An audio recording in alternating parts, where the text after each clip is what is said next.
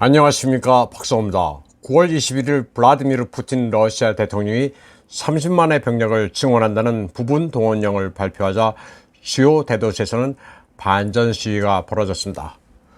수백 명의 군중들이 모스크바, 상트페테르부르크, 그리고 우랄 지역의 우파, 예카체린부르크, 페름, 첼야빈스크, 시베리아의 크라스나야르스크, 노보시비르스크, 이르쿠츠크, 야쿠츠크 등에서 반전 시위를 벌였습니다. 시위는 러시아 법무부가 2021년 외국 에이전트 기관으로 지정한 OVD 인포라는 조직이 주도한 겁니다.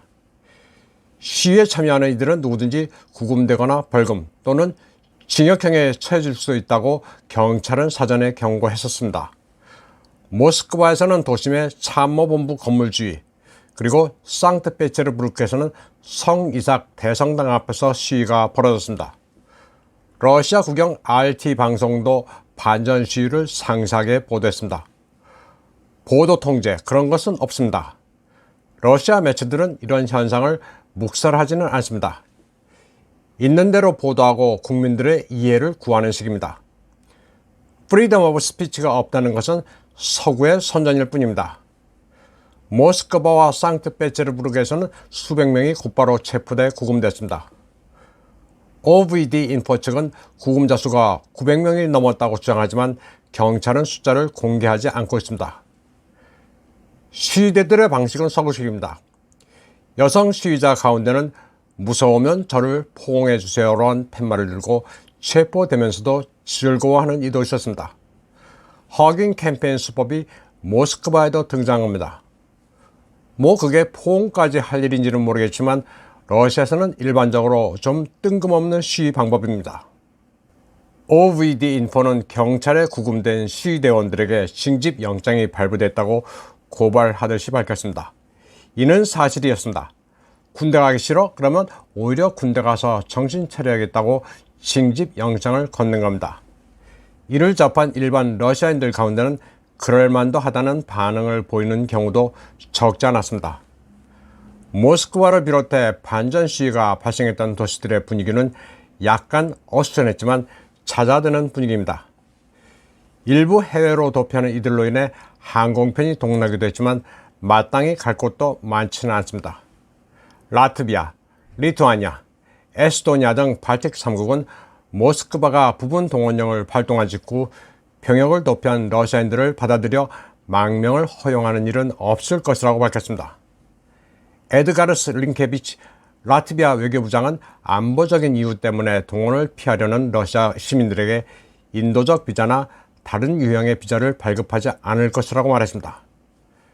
그는 현지 방송과의 인터뷰에서 동원 이전에 전쟁에 반대했다는 것을 증명할 수 있고 러시아에서 박해와 행정적 처벌을 받은 경우에만 받아들일 것이라고 말했습니다. 그는 지금 수많은 사람들이 떼거지로 반전이 신의 계시라고 주장하면 그것을 믿겠느냐고 말했습니다. 리투아니아의 가브리엘리우스 란츠베르기스 외교부장도 리투아니아가 인도주의를 이유로 비자를 희망하는 러시아인들에게 비자를 발급할 목표도 능력도 없다고 밝혔습니다.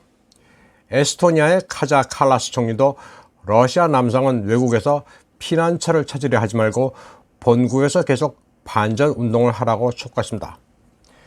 핀란드도 러시아인의 EU 접근을 더욱 제한하라고 브라셀에 촉구했습니다.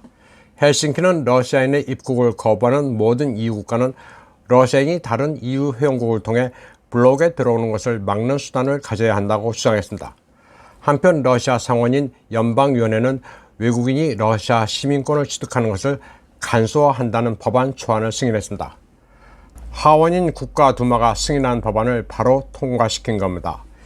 이 법안의 특징은 러시아군에 입대하는 외국인에 대해 귀화 절차를 대폭 간소화한 점입니다.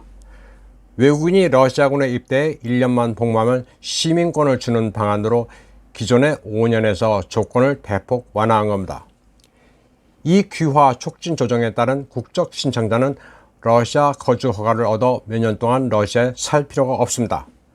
다만 러시아법을 준수하고 합법적인 수입이 있으며 일정 수준의 러시아어를 하기 위해 노력한다는 서약 정도는 있어야 합니다. 이 같은 귀화 촉진 법안은 푸틴 대통령의 서명만 남겨두고 있습니다. 러시아가 부분 동원령을 발동하자 우크라이나는 더 신이 났습니다. 기다리기라도 한 듯, 그러니까 우리에게 더 내놓으라고 촉구했습니다. 드미트리 쿨레바 우크라이나 외교부장은 서방이 우크라이나에 대한 지원을 늘리라고 요구했습니다. 그래야만 블라디미르 푸틴 대통령의 위협에 대한 최선의 대응이 될 것이라고 주장했습니다. 쿨레바는 우크라이나에 대한 지원을 2배로 늘릴 것과 러시아에 대한 추가 제재, 그리고 더 많은 무기를 제공하라고 요구했습니다. 또 더 많은 기업은 러시아에서 철수해야 한다고도 했습니다. 쿨레바는 그러면서 러시아의 책임을 묻겠다는 더 큰 결의가 필요하다고 트위터에서 주장했습니다. 이는 옌스 스톨텐베르크 나토 사무총장이 로이터와의 인터뷰에서 러시아의 최근 움직임에 대한 최선의 답은 우크라이나를 더 지원하는 것이라고 말한 것과 같습니다. 조 바이든, 찰스 미셸 EU 상임의장, 리즈 트러스 영국 총리도 모두 마찬가지의 주장을 한 바 있습니다. 특히 리즈 트러스는 내년 키예프에 대한 추가 원조가 올해 이미 보내준 23억 파운드와 거의 같거나 초과할 것이라고 말했습니다. 조 바이든도 지난주 6억 달러의 군사 원조를 발표했습니다. 전체적으로 보면 바이든 행정부는 이미 160억 달러의 지원을 제공했습니다. 한편 블라디미르 푸틴 러시아 대통령은 러시아 시장에서 철수한 외국 기업들이 조만간 돌아오더라도 그들이 비집고 들어갈 틈을 만들지 말라고 지시했습니다. 외국 기업이 철수하면서 남긴 시장 공간은 러시아 국내 업체들이 메워야 하며 그렇게 함으로써 산업을 부흥시켜야 한다고 말했습니다. 푸틴 대통령은 벨리키 노보고로드에서 열린 공과 대학장, 산업체 파트너와의 산학 연계 이벤트에서 이렇게 말했습니다. 어느 날 외국 기업들이 러시아 시장에 복귀했을 때를 대비해 미리부터 국내 업체가 빈 자리를 선점해야 한다는 취지였습니다. 푸틴 대통령은 그러면서 러시아를 증오하는 자들이 무슨 짓을 했는지 지금도 정신 차리지 못하고 있다고도 했습니다. 외국 기업들은 러시아가 게으르기를 원했고 천연 자원에만 의존하게끔 했다면서 이제라도 지적재산권을 가질 만한 제품을 개발하고 앞으로는 실패하면 안 된다고 훈시했습니다. 그러면서도 독점은 경제에 독이 된다면서 국내 경쟁을 촉진시키기 위해서는 해외 기업도 들어와 경쟁 체제가 돼야 한다고 역설했습니다. 한편 러시아의 부분 동원령으로 세계의 불확실성이 가중되고 있는 가운데 미 달러화가 랠리를 하고 있습니다. 20년 만에 최고치를 경신했습니다. 연준의 소위 자이언트 스텝 때문에도 이미 올랐지만 계속 거침없는 상승세를 유지하고 있습니다. 달러와 함께 금과 채권 등 다른 안전자산도 상승세입니다. 반면에 유로와 파운드화는 하락세입니다. 아시아 증시도 일시 반등을 까먹고 하락세입니다. 다음 소식입니다. 러시아군이 댐을 폭파시킨 남부전선 일원의 우크라이나군입니다. 참호에서 버킷으로 쉴 새 없이 물을 퍼내고 있지만 끝이 없습니다.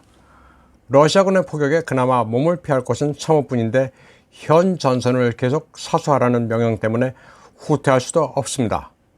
다음 소식입니다. 러시아가 루간스크 공화국에 새롭게 건설한 병원입니다.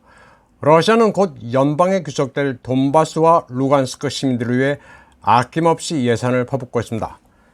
병원 옥상에는 루간스크 주민들에게 러시아군이 지어줬다는 문구가 보입니다. 아파트 무료 분양과 파괴된 여러 문화시설 복구에 이어 현대식 병원까지 지어주고 있습니다. 다목적 의료센터라고 쓰여진 병원 건물이 아주 시원하게 들어선 모습입니다. 병원 내부는 서구의 어느 병원과 비교해도 청결도나 시설면에서 뒤지지 않습니다.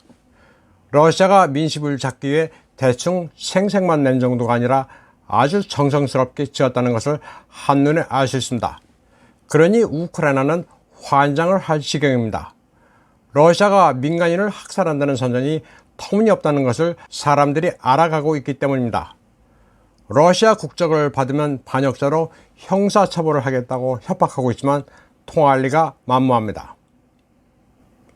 이번 방송은 여기까지 하겠습니다. 시청해주신 여러분 감사합니다.